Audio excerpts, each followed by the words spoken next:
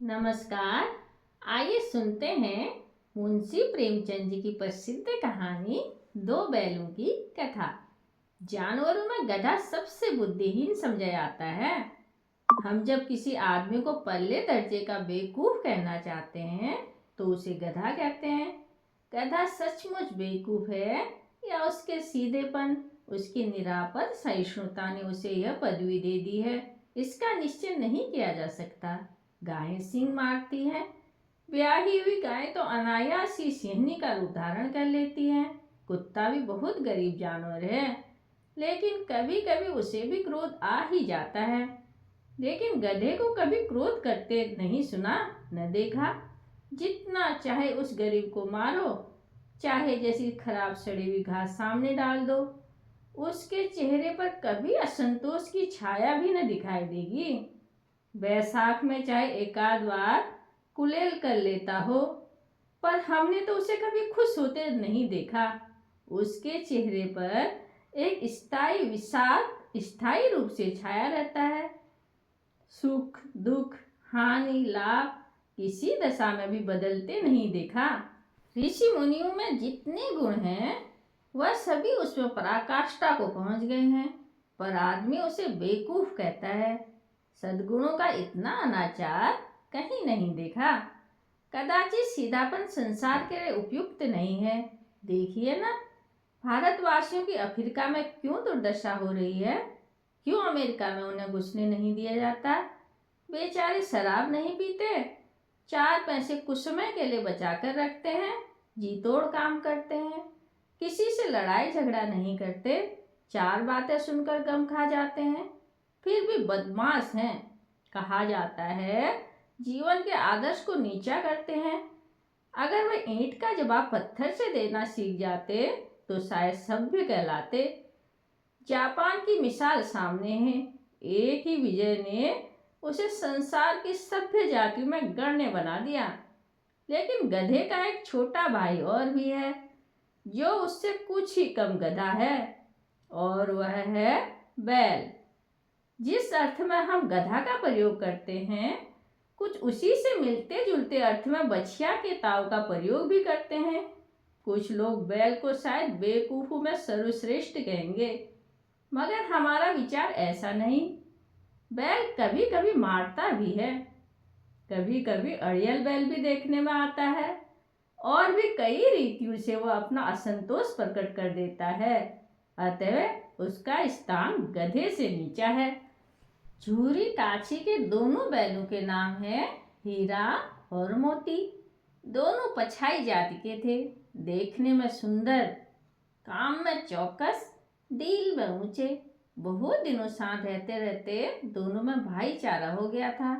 दोनों आमने सामने या आसपास बैठे हुए एक दूसरे से मूक भाषा में विचार विनिमय करते थे।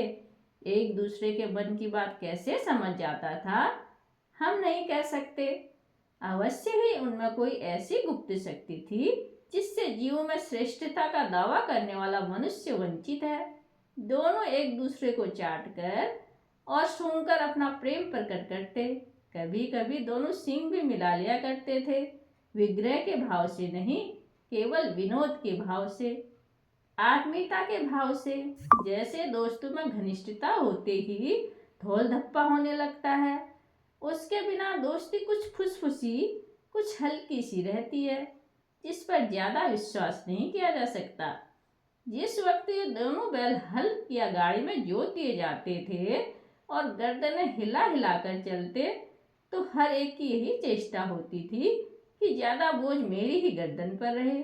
दिन भर के बाद दोपहर या संध्या को दोनों खुलते तो एक दूसरे को चाट चूट कर अपनी थकान मिटा लिया करते। नाद में खली भूसा पड़ जाने के बाद दोनों साथ उठते, साथ नाद में मुंह डालते और साथ ही बैठते।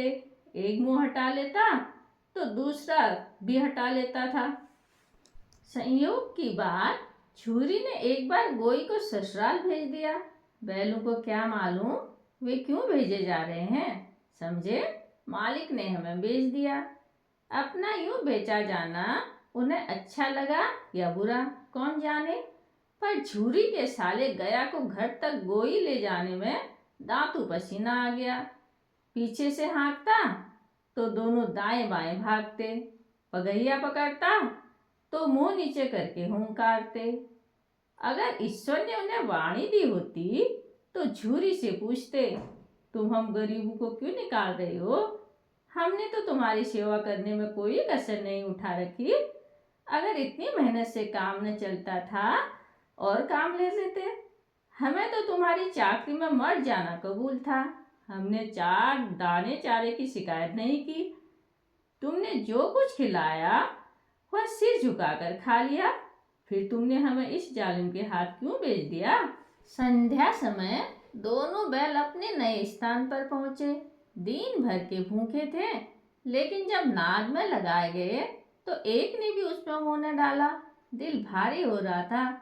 जिसे उन्होंने अपना घर समझ रखा था वह आज उनसे छूट गया था। यह नया घर, नया गांव, नए आदमी सब उन्हें बेगाने से लगे। दोनों ने अपनी मूक भाषा में सलाह की, एक दूसरे को कनखियों से देखा और लेट गए।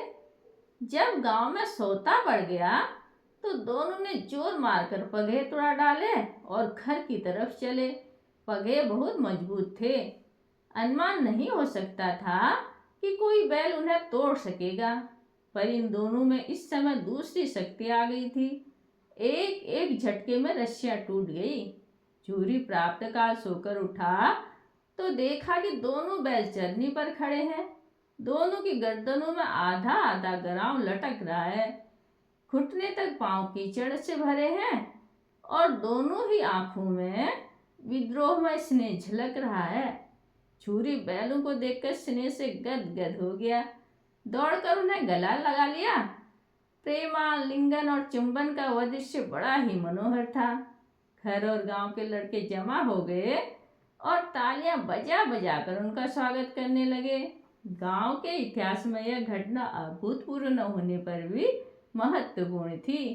बाल सभा ने निश्चय किया, दोनों पशुवीरों को अभिनंदन पत्र देना चाहिए। कोई अपने घर से रोटियां लाया, कोई गुड़, कोई चोकर, कोई भूसी। एक बालक ने कहा, ऐसे बैल किसी के पास न होंगे। दूसरे ने समर्थन किया, इतनी दूर से अकेले चले आए। तीसरे ने कहा, बैल नहीं है वे, इस जन्म के आदमी हैं। इसका प्रतिवाद करने का किसी को साहस नहीं हुआ। झूरी की पत्नी ने बैलों को द्वार पर देखा तो जल उठी।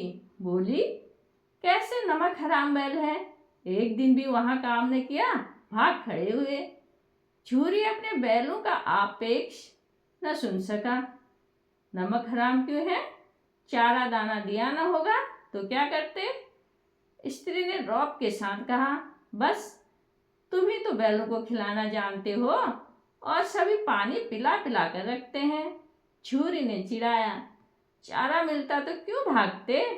स्त्री चिड़ी, भागे इसलिए कि वे लोग तुम जैसे बुद्धों की तरह बैलों को सहलाते नहीं, खिलाते हैं तो रगड़ कर जोतते भी हैं। ये दोनों ठहरे कामचोर, भाग निकले।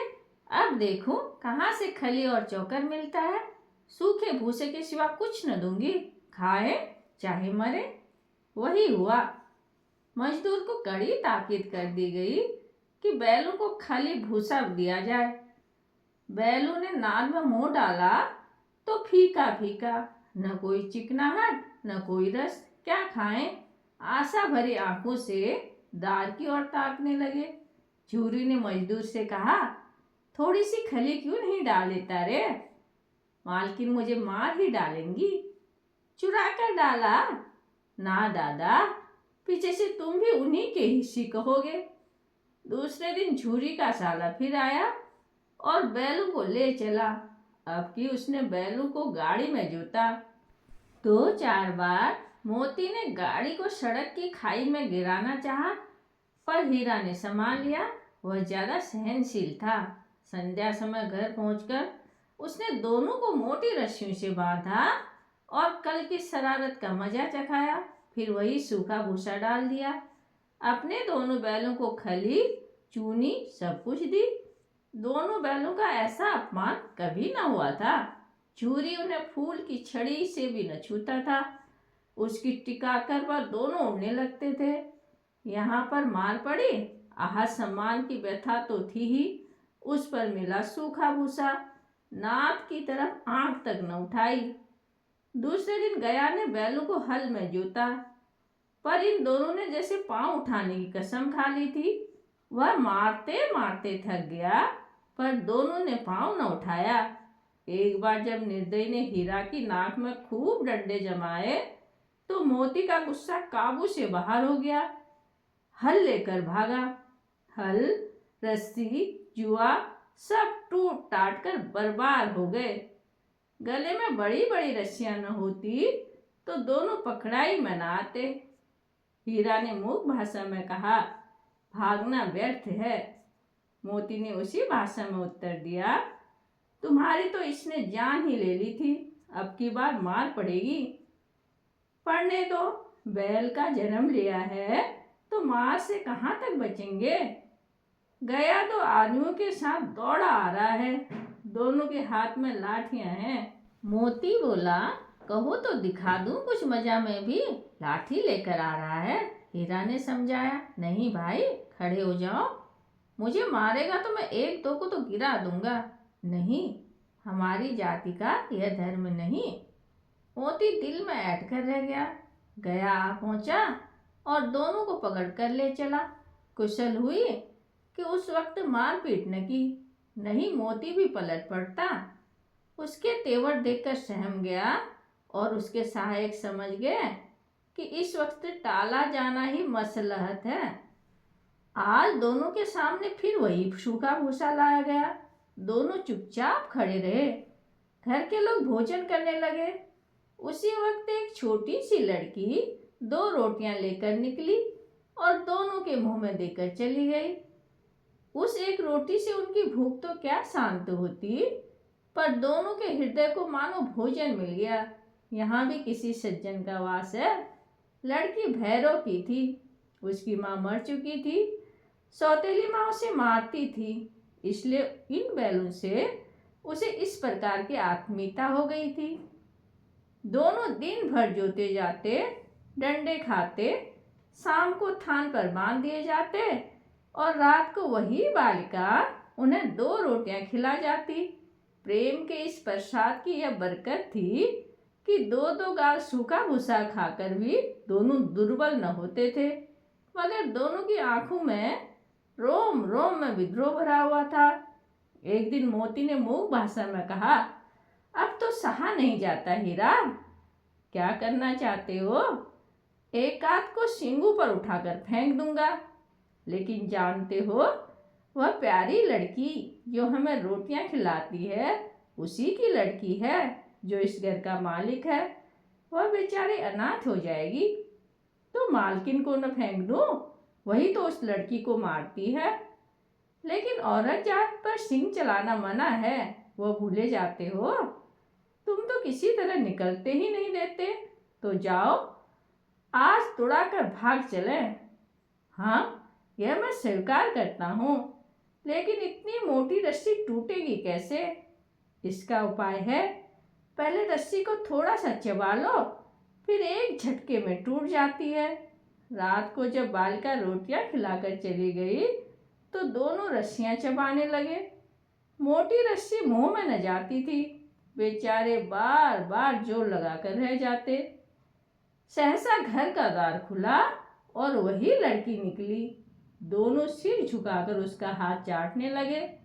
दोनों की पूंछें खड़ी हो गई। उसने उनके माथे से लाए और बोली, खोले देती हूँ, चुपके से भाग जाओ, नहीं यहाँ के लोग मार डालेंगे। आज घर में सलाह हो रही है कि इनकी नाकों में नाथ डाल दी जाए। उसने गराव खोल दिया, पर दोनों चुपचाप खड़े रहे। मोती ने अपनी भाषा में पूछा, अब चलते क्यों नहीं? हीरा ने कहा, चले तो, लेकिन कल इस अनाथ पर आफत आएगी, सब इसी पर संदेह करेंगे। सहसा बालिका चिल्लाई, दोनों फूफा वाले बैल भागे जा रहे हैं। ओ दादा, दोनों बैल भागे जा रहे हैं, जल्दी दौड़ो। गया हड़बड़ा कर भीतर से निकला और बैलों को पकड़ने चला। वह दोनों भागे। गया ने पीछा किया, वह और भी तेज हुए। गया ने शोर मचाया, फिर गांव के कुछ आदमियों को साथ लेने के लिए लौटा। दोनों मित्रों को भागने का मौका मिल गया। सीधे दौड़ते चले गए, यहाँ तक कि मार्ग का ज्ञान न रहा। जिस परिचित मार्ग से आए थे उसका यहाँ पता न था। नए नए गांव मिलने लगे। तब दोनों एक खेत के किनारे खड़े होकर सोचने लगे, अब क्या करना चाहिए। हीरा ने कहा, मालूम होता है राह भूल गए। तुम भी तो बेतासा भागे, वहीं उसे मार गिराना था। उसे मार गिराते तो दुनिया क्या कहती। हम अपना धर्म छोड़ दें, लेकिन हम अपना धर्म क्यों छोड़ें। दोनों भूख से व्याकुल हो रहे थे। खेत में मटर खड़ी थी, चरने लगे। रह रहकर आहट ले लेते थे, कोई आता तो नहीं। जब पेट भर गया, दोनों ने आजादी का अनुभव किया तो मस्त होकर उछलने कूदने लगे। पहले दोनों ने डकाले, फिर सींग मिलाए और एक दूसरे को ठेलने लगे। मोती ने हीरा को कई कदम पीछे हटा दिया, यहाँ तक कि वह खाई में गिर गया। तब उसे भी क्रोध आया, संभल कर उठा और फिर मोती से भिड़ गया। मोती ने देखा खेल में झगड़ा हुआ चाहता है तो वह किनारे हट गया। अरे वह क्या, कोई सांड डोंकता हुआ चला आ रहा है। हाँ, सांड ही है। वह सामने आ पहुंचा। दोनों मित्र बगले झांक रहे हैं। सांड पूरा हाथी है, उससे भिड़ना जान से हाथ धोना है, लेकिन न भिड़ने पर तो जान बचती नहीं नजर आती। उन्हीं की तरफ आ रहा है, कितनी भयंकर सूरत है। मोती ने मूक भाषा में कहा, पूरे फंसे, जान कैसे बचेगी, कोई उपाय सोचो। हीरा ने चिंतित स्वर में कहा, अपने घमंड में भूला हुआ है, आज जो विनती न सुनेगा।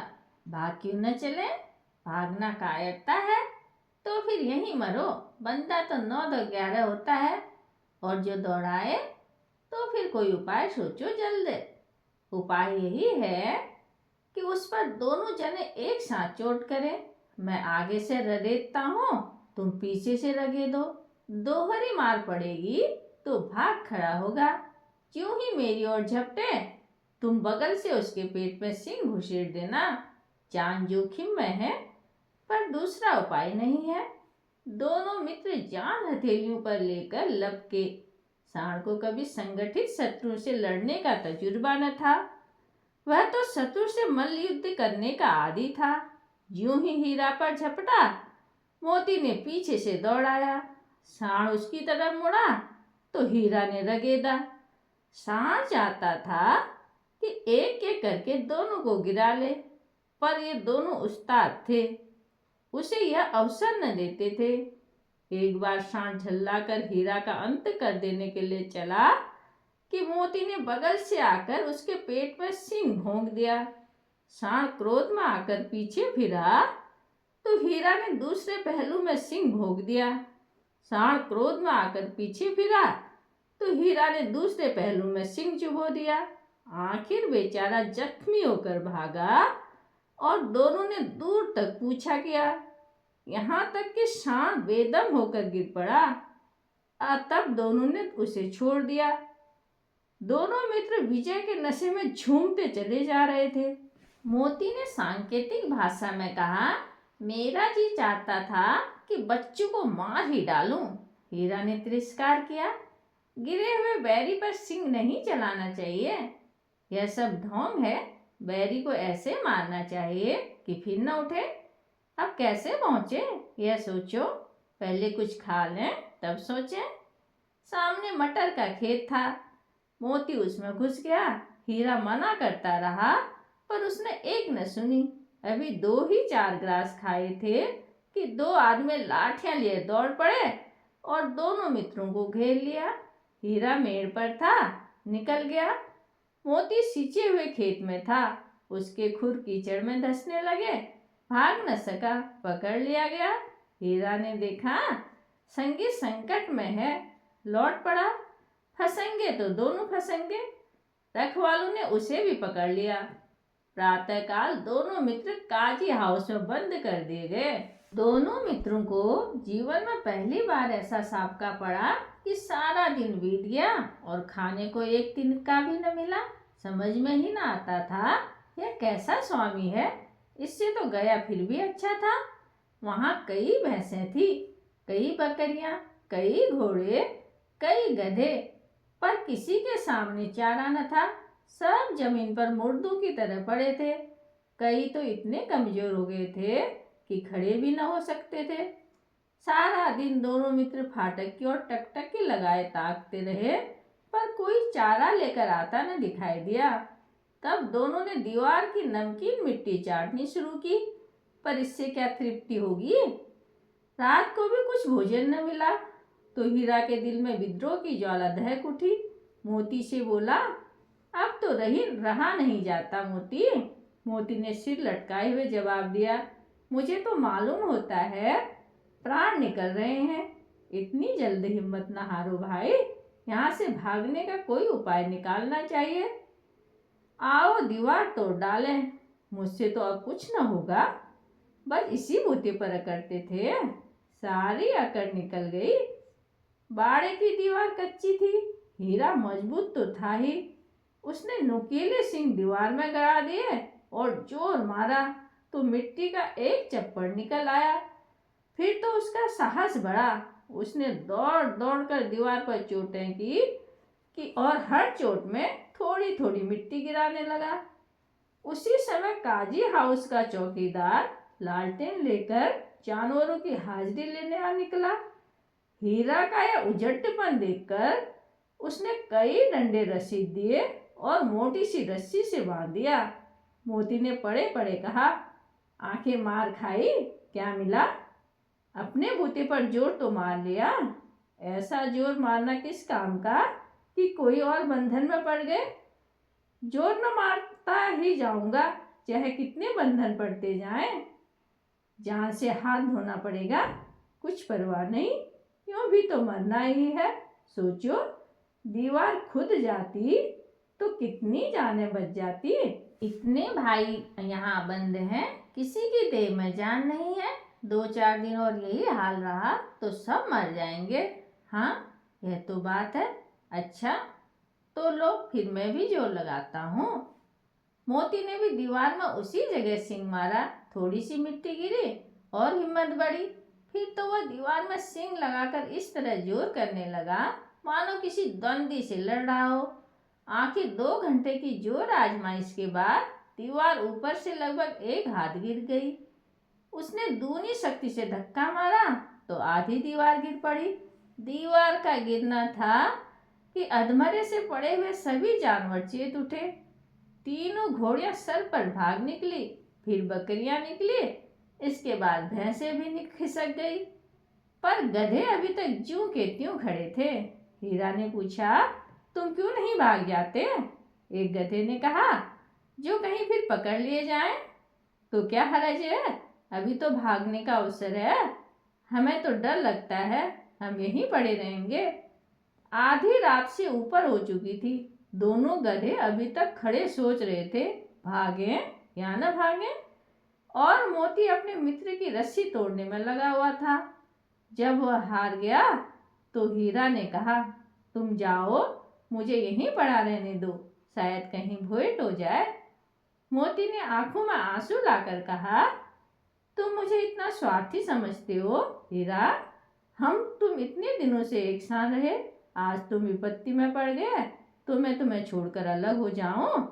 हीरा ने कहा, बहुत मार पड़ेगी, लोग समझ जाएंगे यह तुम्हारी शरारत है। मोती गर्व से बोला, जिस अपराध के लिए तुम्हें गले में बंधना पड़ा, उसके लिए अगर मुझ पर मार पड़े तो क्या चिंता। इतना तो हो ही गया कि 9-10 प्राणियों की जान बच गई, यह सब तो आशीर्वाद देंगे। यह कहते हुए मोती ने दोनों गधों को सींगों से मार मार कर बाड़े से बाहर निकाला और तब अपने बंधु के पास जाकर सो गया। भोर होते ही मुंशी और चौकीदार और अन्य कर्मचारी में कैसी खलबली मची, इसको लिखने की जरूरत नहीं। बस इतना ही काफी है कि मोती की खूब मरम्मत हुई और उसे भी मोटी रस्सी से बांध दिया गया। एक सप्ताह तक दोनों मित्र वहां बंधे पड़े रहे। किसी ने चारे का एक तीर भी न डाला। हाँ, एक बार पानी दिखा दिया जाता था, यही उनका आधार था। दोनों इतने दुर्बल हो गए कि उठा तक न जाता था। ठठरियां निकल आई थी। एक दिन बाड़े के सामने डुग्गी बजने लगी और दोपहर होते होते वहां 50-60 आदमी जमा हो गए। तब दोनों मित्र निकल गए और उनकी देखभाल होने लगी। लोग आ आकर उनकी सूरत देखते और मन फीका करके चले जाते। ऐसे मृतक बैलों का कौन खरीदार होता। सहसा एक दड़ियल आदमी, जिसकी आंखें लाल थी और मुद्रा अत्यंत कठोर, आया और दोनों मित्रों के कुल्हू में उंगली गोदकर मुंशी जी से बात करने लगा। उसका चेहरा देखकर अंतर्ज्ञान से दोनों मित्रों के दिल कांप उठे। वह कौन है, इन्हें क्यों टटोल रहा है, इस विषय में उन्हें कोई संदेह न हुआ। दोनों ने एक दूसरे को भीत नेत्रों से देखा और सिर झुका लिया। हीरा ने कहा, गया के घर से नाहक भागे, अब जान न बचेगी। मोती ने अश्रद्धा भाव से उत्तर दिया, कहते हैं भगवान सबके ऊपर दया करता है, उन्हें हमारे ऊपर क्यों दया नहीं आती। भगवान के लिए हमारा मरना जीना दोनों बराबर है। चलो, अच्छा ही है, कुछ दिन उसके पास तो रहेंगे। एक बार भगवान ने उस लड़की के रूप में हमें बचाया था, क्या अब न बचाएंगे। यह आदमी छुरी चलाएगा, देख लेना। तो क्या चिंता है, मांस, खाल, सींग, हड्डी सब किसी न किसी काम आ जाएंगी। नीलाम हो जाने के बाद दोनों मित्र उस दड़ियल के साथ चले। दोनों की बोटी बोटी काम रही थी।